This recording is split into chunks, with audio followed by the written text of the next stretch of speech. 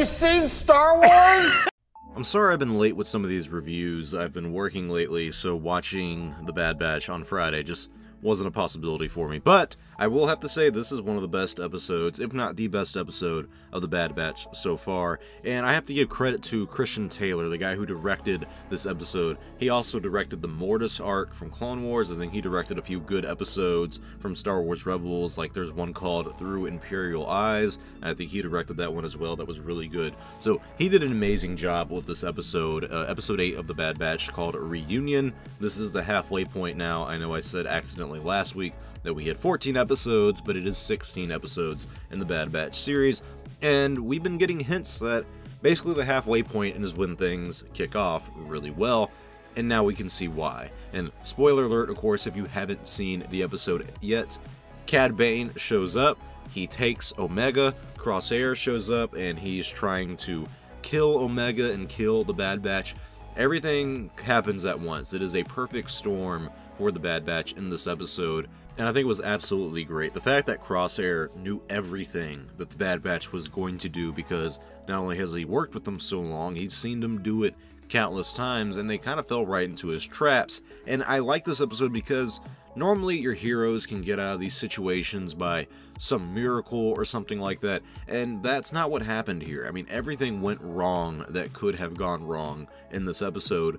I mean, it starts off with them kind of acknowledging that they're being watched by the people who are on the planet of Bracca, and they're saying like, hey, we should leave, and Hunter is saying, no, we should stay because we need the money from scavenging this ship and whatnot, and it ends up biting them in the butt because the Empire shows up, Crosshair shows up, and it's not like they're there just to capture them. No, they're there to kill them, and they will be there until they are dead.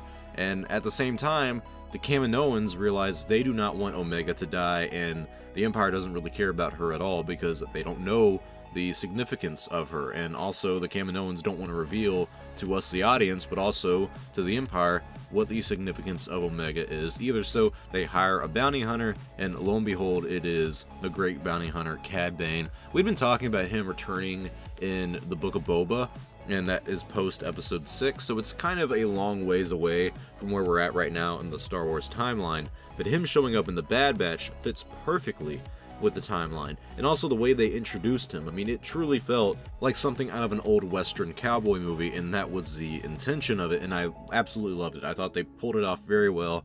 Not only seeing Cad Bane come back and destroy all the clones who were around the ship for the Bad Batch, but seeing Hunter having a face-off with Cad Bane to protect Omega, and he lost. I mean, it was a gunslinging moment, you know, quick on the draw kind of situation that Cad Bane would be really good at, but seeing him beat Hunter like that, I felt like really humbled Hunter, but also us as an audience of like, alright, these guys can't do everything. These guys aren't invincible. And I thought Hunter died. I mean, I truly thought he died for a second. But I thought it was beautiful that they used his point of view, like his first-person point of view, to show him getting out of that situation, showing Wrecker pick him up, saying like, we gotta go, we gotta get out of here. Like, that was very intense, and it looked like straight out of a video game.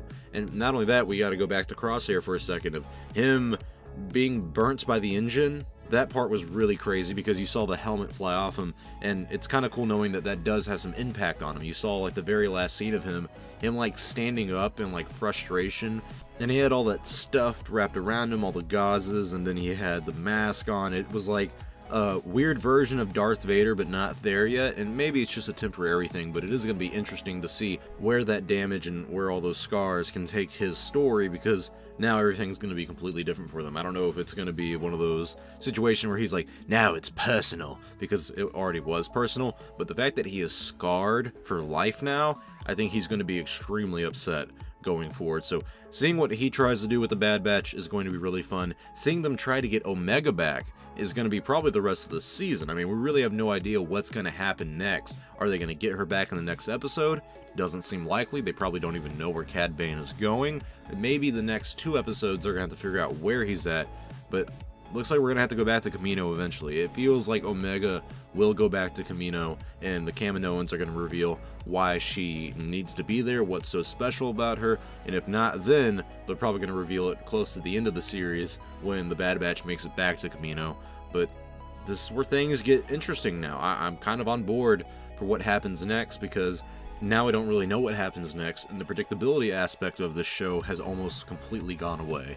So big shout out to the Bad Batch team. I think Lucasfilm Animation did a great job with this episode, and I'm really looking forward to where the show goes from here, because now I feel like we have a lot more stakes to think about. So tell me your thoughts in the comment section below. What do you guys think about this episode, The Bad Batch, Episode 8, The Reunion? If I had to give it a score, I'm gonna be honest, I give it a 10 out of 10. I don't give those a lot, but I feel like this was a perfect episode and exactly what the Bad Batch needed at this halfway point. So tell me your thoughts in the comment section below. What did you guys like about this episode, and what do you think is going to happen next? Thank you all for watching. If you like this video, please give it a like, comment, or subscribe, because it does about the channel. I'm Star Wars Only. I will see you all next time, and may the Force be with you always.